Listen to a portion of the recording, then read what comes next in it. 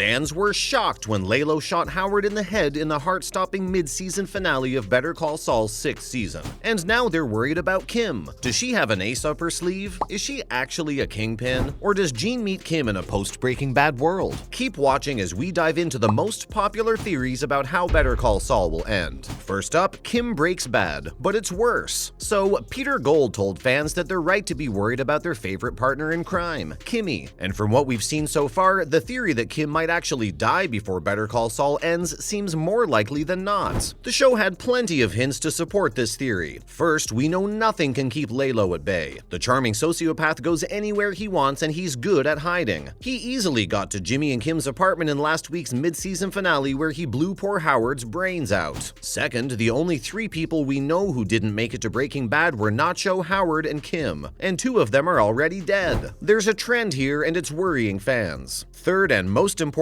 Kim made a choice in episode 6. She hurled her car around and drove back to Albuquerque when she already had such a great job opportunity lined up. She could have made it out of the game, but chose not to. So that was our Kimmy finally breaking bad. So if we know Lalo and we keep the trend in mind and we take note of Kim's choice, yeah, it looks like she's gonna die soon. But remember, that's too easy an answer for the writers of Better Call Saul. They love subverting our expectations, so Kim might actually make it out alive. Like everyone who associates with Saul Goodman, she'll probably lose her soul rather than her life. And there are hints about that too. Throughout season 6, she's been telling Jimmy who Saul should be, so maybe she's going to end up being the person behind the curtains, slowly manipulating Jimmy into doing what she thinks is right. There are moments in season 6 where even Saul looked uncomfortable with her commitment to the con, especially when they go to visit the Kettlemans and Kim threatens to tell the IRS that they've been defrauding the elderly. She did a good thing, but the way she did it made us think she was a different person entirely. There's also the theory that Kim goes to jail during the events of Better Call Saul. She either sacrifices herself for Jimmy or she throws her to the wolves. It'd be really interesting if Jimmy's the one who betrays Kim because that makes for a compelling finale, where we might finally see what happens to Gene in his Cinnabon purgatory. Does Kim come after him after all those years? Does she take his life? Or do they just continue living but are never happy again? It won't be a happy ending, but it will be a Better Call Saul ending. Next, Kim calls Ed the Disappearer. The 6th episode of season 6, Axe and Grind, supports another Kim Wexler theory that has us slightly more excited than seeing her become a kingpin controlling Jimmy. Yes, we saw her driving back to Albuquerque after making a life-altering decision that may end up costing her her life, but we got something else too. So we already knew about the Kim disappear theory, right? It's an obvious MacGuffin that we've seen in Breaking Bad already, so it makes sense that if Kim wanted to just disappear, then she'd simply call up Ed the Disappearer and leave Albuquerque. But Axe and Grind gave us a good look at how she might do that. In their final phase of scamming Howard, she and Jimmy visit Dr. Caldera, the vet that helps guys like Mike get high-paying jobs. Since Caldera knows Jimmy well, he shows him his secret black book of contacts that contains all sorts of criminals, kingpins, and whatnot. The episode does some excellent foreshadowing when Kim takes out a business card from the black book and examines it closely. The card has details of Ed's best vacuum repair shop, making this the first time the 2 leads have been introduced to the disappearer in the Breaking Bad timeline. Now let's go back to the beginning of episode 1 of season 6. Remember when Saul's mansion was being ransacked and the police found a black book there? That's the same book. So we know the book came into his possession sometime during the events of Better Call Saul. That and Kim's interest in the card points to her using Ed the Disappearer's services to escape her fate in the final few episodes. And now for the color theory. The writers of Breaking Bad and Better Call Saul have proven that they're masters of their craft. From amazing character development to the tiniest threads of foreshadowing, nothing in the Breaking Bad universe is a coincidence, including color. Color is extremely significant in both TV shows. For example, Marie Schrader primarily wears purple, which represents her pride. Walter White started a business with Elliot and Gretchen Schwartz, which is a German word for black. The color blue in the Breaking Bad universe represents purity and loyalty, including Walter White's blue meth, which was known for its purity. The ribbons worn as a tribute to Flight 515 are also blue, representing the death of purity through tragedy. A similar tragedy was Jane Margolis, who wore blue when she choked to death on her own puke. And just like Skylar White, who wears blue throughout Breaking Bad, Kim Wexler wears blue too. According to the color theory, her choice of blue might represent her fate in Better Call Saul. She's probably not pure anymore, but she'd never murder anyone and she'd never defraud anyone who didn't deserve it. She's been Breaking Bad throughout seasons 4, 5, and especially 6. When she threw threatens the Kettlemans, she's wearing red, which represents blood, murder, and aggression. Walter White was wearing a maroon shirt when he said the iconic line, "I am the one who knocks." And when Kim turns her car around and drives back to Albuquerque and axe and grind, she's wearing a white shirt, which represents innocence and light. So, could this have been our pure, innocent Kim heading into darkness? Will her fate be the same as Jane Margolis, ending in death, or will she suffer as Skylar White did? We'll only find out when Better Call Saul returns to AMC Plus on July 11th.